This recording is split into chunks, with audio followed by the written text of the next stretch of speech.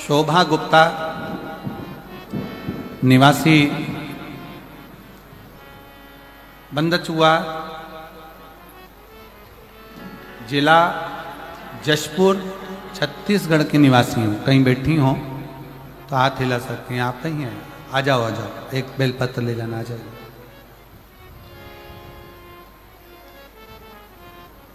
शोभा गुप्ता निवासी, जिला जशपुर, छत्तीसगढ़ की निवासी।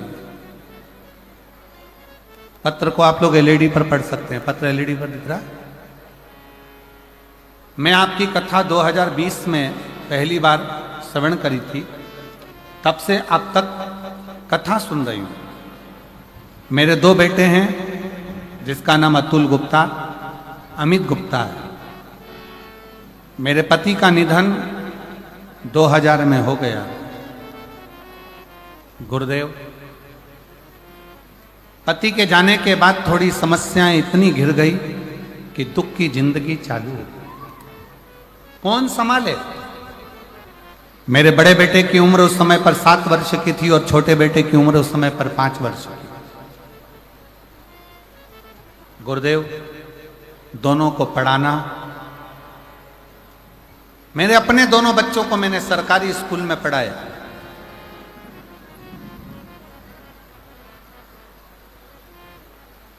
मैं दीदी आपको धन्यवाद देता हूं। कई लोग कहते हैं कि सरकारी स्कूल में है क्या, लोग प्राइवेट को ज्यादा प्रबलता देते हैं, पर आपका यह पत्र आज दिखा रहा है कि मैंने दोनों बेटों को सरकारी स्कूल में पढ़ाया और दोनों बेटों को उनकी मंजिल तक पहुंचाया। मैं आपको धन्यवाद देता हूं। मेरा छोटा बेटा उस समय 7 साल का था और बड़ा बेटा 7 साल का, छोटा बेटा 5 वर्ष का था।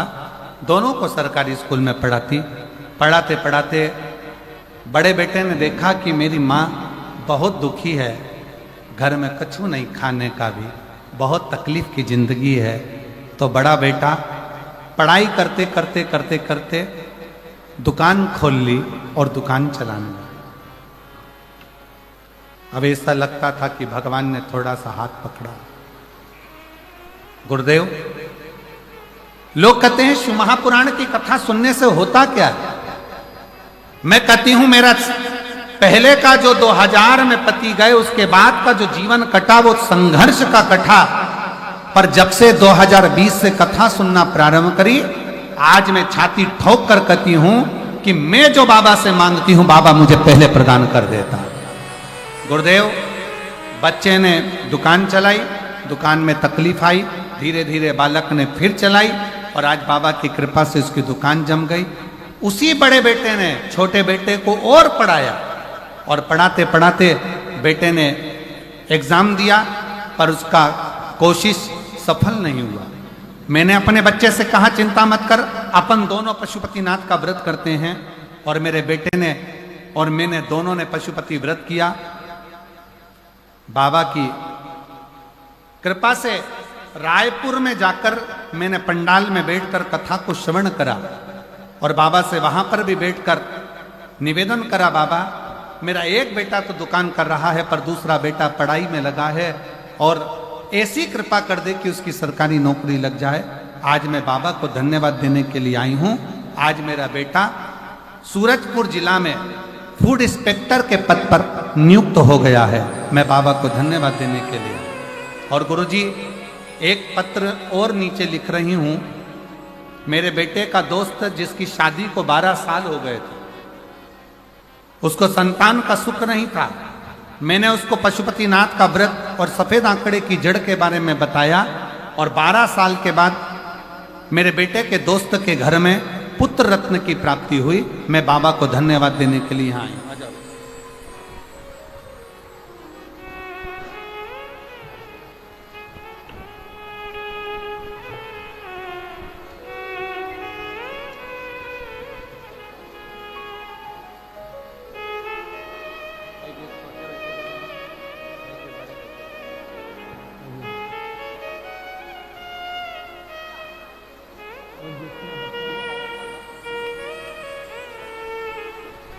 और तेरा ही लिया मैंने खाया पिया है, तेरा शुक्रिया है, तेरा शुक्रिया है। मुझे भोले बाबा ने बहुत दे दिया है, तेरा शुक्रिया है, तेरा शुक्रिया है।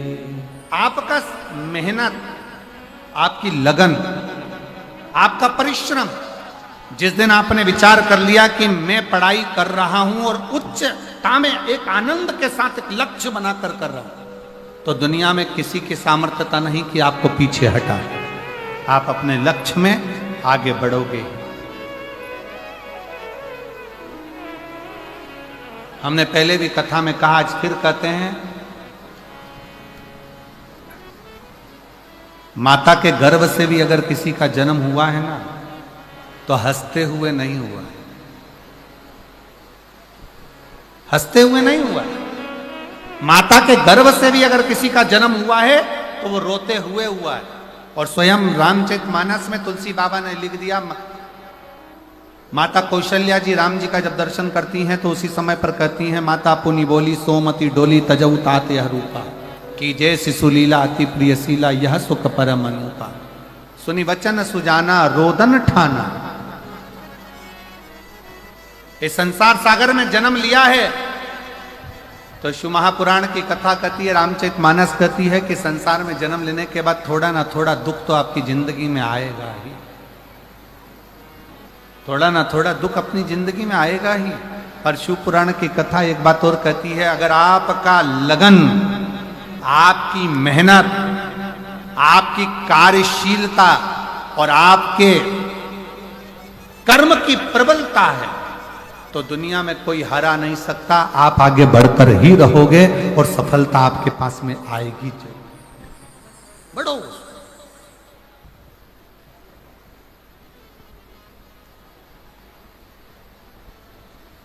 सफलता मिलती है।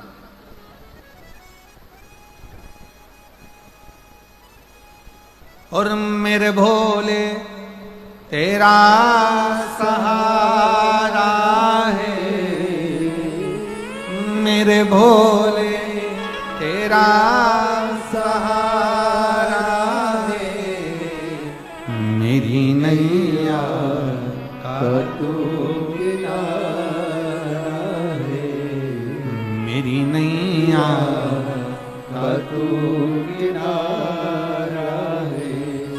मेरे बाबा तुझे पुकारा है, मेरे बाबा तुझे पुकारा है, मेरी नैया का तू किनारा है, मेरी नैया का तू किनारा